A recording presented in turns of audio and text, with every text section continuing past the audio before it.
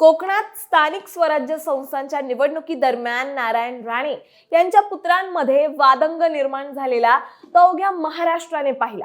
निलेश राणे आणि नितेश राणे या दोन्ही बंधूंनी एकमेकांच्या वर आणि पक्षावर जोरदार टीका केली होती। मात्र आता निवडणुका संपल्या असून दोघांमध्ये काहीही वाद नाहीत असं म्हणत भाजपा नेते नारायण राणे यांनी या वादावर पडदा टाकलाय। दरम्यान नारायण राणे यांनी एका जाहीर सत्कार समारंभात काही अशी विधानं केली आहेत ज्यामुळे महाराष्ट्राच्या राजकीय वर्तुळात एकच खळबळ उडाली आहे।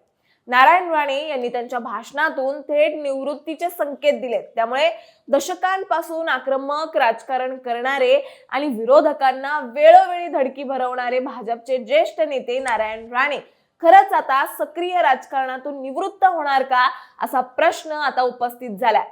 आता अचानक त्यांनी निवृत्तीचे संकेत का दिलेत याबद्दलच आपण सविस्तर जाणून घेणार आहोत ते या व्हिडिओच्या माध्यमातून। दरम्यान तुम्ही चॅनलवर नवे आला असाल तर इकडे खाली दिसत असलेल्या सबस्क्राइब बटनवर लगेच क्लिक करा। तर नुकत्याच सिंधुदुर्ग जिल्ह्यात झालेल्या एका जाहीर सत्कार समारंभात नारायण राणे यांनी निवृत्तीचे संकेत दिलेत। त्यांच्या समर्थकांनी जोरदार शक्ती प्रदर्शन करत रॅली आणि सभा आयोजित केली होती, ज्यात ते विरोधकांना इशारा देत म्हणाले की राणेंना संपवणं सोपं नाहीये। पण त्याच वेळी त्यांनी राजकारणातील कटकारस्थानांचा उल्लेख करत निवृत्तीचे स्पष्ट संकेत दिलेत। एवढाच नाही तर पुढे ते असंही म्हणालेत की वय वाढत चाललंय, शरीर थकतंय, कधीतरी थांबायला हवं।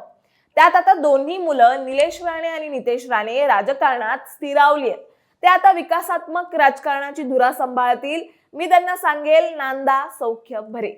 त्यामुळे नारायण राणेंच्या या वक्तव्यानंतर आता राजकीय वर्तुळात एकाएकीच खळबळ उडाली आहे।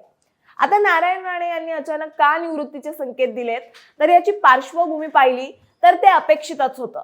नुकत्याच सिंधुदुर्गातील सावंतवाडी, वेंगुर्ले, मालवण नगर परिषद आणि कणकवली नगर पंचायतीच्या निवडणुकीत राणेंच्या दोन्ही मुलांना मिश्र यश मिळालं। म्हणजे दोघांनाही काही ठिकाणी यश आलंय तर काही ठिकाणी अपयश मिळालंय। आणि या निवडणुकीत भाजप आणि शिंदे गटाच्या शिवसेनेत झालेला विसंवादाचा फटका बसलाय। विशेष म्हणजे या निवडणुकीच्या प्रचारात नारायण राणे स्वतः अलिप्त राहिले, ज्यामुळे त्यांच्या दूर राहण्यावरून देखील प्रश्न उपस्थित केले गेले होते। एवढाच नाही तर त्यांचे पुत्र निलेश राणे यांनी तर थेट माझ्या वडिलांचं राजकारण संपवण्याचा प्रयत्न होतोय असा आरोप करत भाजप प्रदेशाध्यक्ष रवींद्र चव्हाण यांच्याकडे रोख दाखवला होता। बरं, तुम्हाला माहित असावं म्हणून सांगते, एप्रिल 2024 मध्ये जेव्हा लोकसभा निवडणूक झाली तेव्हा देखील निवडणुकी दरम्यान नारायण राणेंनी ही माझी शेवटची निवडणूक असेल असं म्हटलं होतं। पण नुकत्याच जाहीर सत्कार सभेत त्यांनी केलेल्या निवृत्तीच्या विधानामुळे आता ते खरंच निवृत्त होणार का असा प्रश्न उपस्थित झालाय। त्यामुळे कोकणात भाजपला मोठा धक्का बसू शकतो, कारण राणे हे तळ कोकणातील एक मजबूत नेते। नारायण राणे यांनी जरी निवृत्तीचं कारण आरोग्याचं सांगितलं असलं तरी खरं कारण पक्षांतर्गत उडणारे खटके आहेत असं वाटतंय। कारण त्यांनी त्यांच्या भाषणात राजकारणातील कटकारस्थानांचा उल्लेख केला होता।